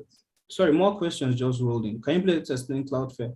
No, Cloudflare is a service provided by AWS, right? It's a security service feature, right? And I don't know why it was taken down. Probably you can reach out to me on Twitter or something, then we can discuss that. Does one need all these technologies at the same time, or are there alternatives according to affordability and function? Yeah, you don't need all of them at the same time. It's on a use case basis. So for example, like I said, you're in a law firm, you want to communicate with your lawyers, you want to organize communication. Slack is a good one for you to use. Now you've organized communication, you want to organize your cases, your projects. Then you have Trello, Jira, Notion, whichever one you want. You want to work with Google, you want to work with spreadsheets or documents, you have Google Docs, you have Google Sheets, for example. That is if you don't want to use Microsoft Word, right? So it depends on your use case. Then please could you explain Cloudflare? Okay, no. Messages on Slack's clouded like Telegram that can be retrieved even when in need. Yeah, they're protected, they're stored on Slack. So like what I showed you was from last year, right? So as long as, I think for the free tier, you have 10,000 free messages that will be stored. Then after that, I think the oldest ones get popped off, I think, or archived. So yeah, and then Tony, I think you are good. Okay, all right. Yeah, thank you. Yeah. Oh, my son is asking for my Twitter. How do I reply this person? Tovena, back to you, sir. Yeah. All right, thank you, guys. Yeah. So.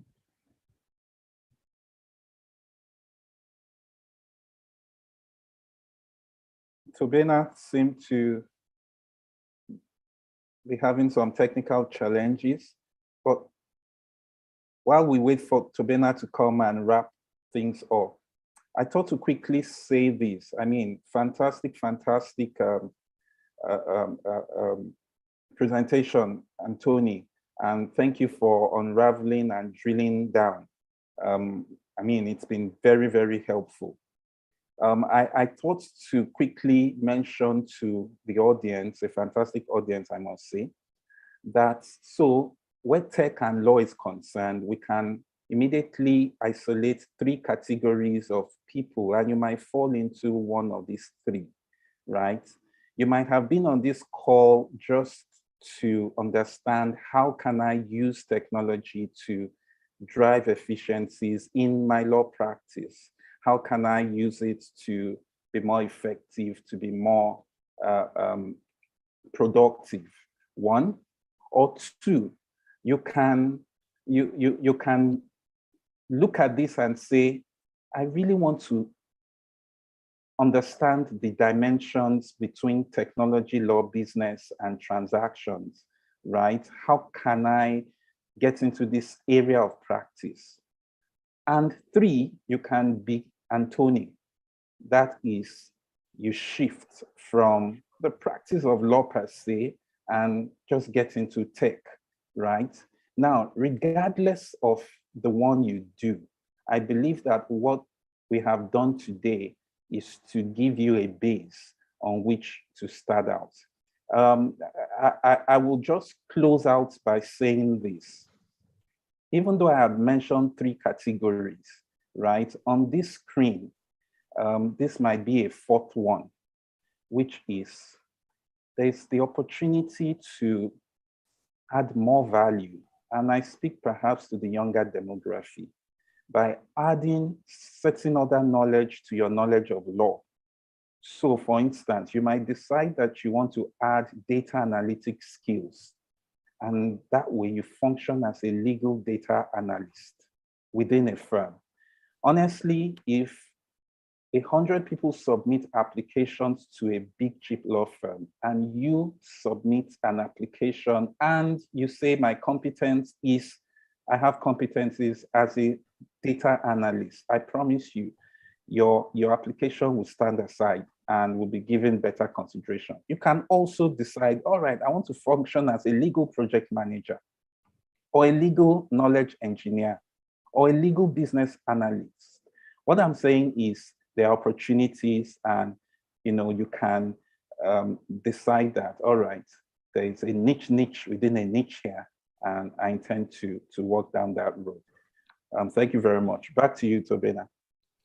Thanks a lot, Rotimi. Thanks a lot. I mean, just to say very quickly before I close that law office management and development is critical to our practice. I'm happy that quite a number of people have joined in today and have been joining in through the sessions. What we've glossed from Rotimi and Anthony today is that efficient service delivery is critical to success in practice.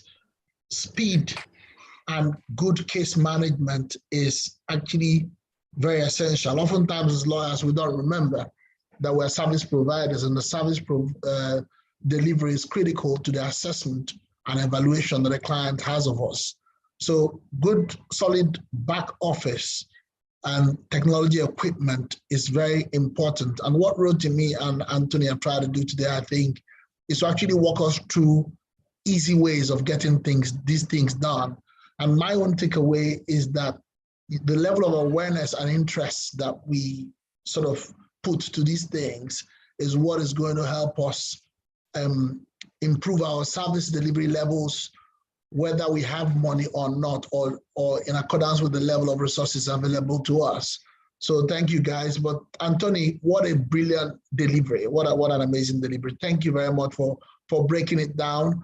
I think the next time you come around, we're actually going to have to step it down, and we're going to have a conversation about this, because I think that and the same with Rotimi, because I think that whilst this has been easy to follow, I know that there are a number of our members who need tutelage in this area on the very, very basic elements of how to get around it. So we have to have a conversation about how to deal with this, and then come back next time. But thank you very much for what you've done. And I will always say to delegates that, you know, the facilitators that we bring here all do this for free, and we owe them a debt of gratitude that we can't repay, but only to say thank you as we keep trying to deepen the frontiers of our own knowledge. So you want to say something, Anthony? You said for free. I was actually sending my account number. You get that honorarium from me, of course. The one I do is different from the one they do, so that's fine. So, no, I know. So, but thank you very much for your time. And then a lot of people have asked questions about the slides. You will get them by the end of next week, once we close with this phase of the lectures on law office management. And the recordings, we will try to circulate the recordings, but just to know that they are all stored on Nigerian Bar Association HQ, our YouTube channel. So thank you very much for participating today. It's exactly 6:01. I think it's time to say goodbye, and I'll see you guys probably on Thursday next. Take care. God bless.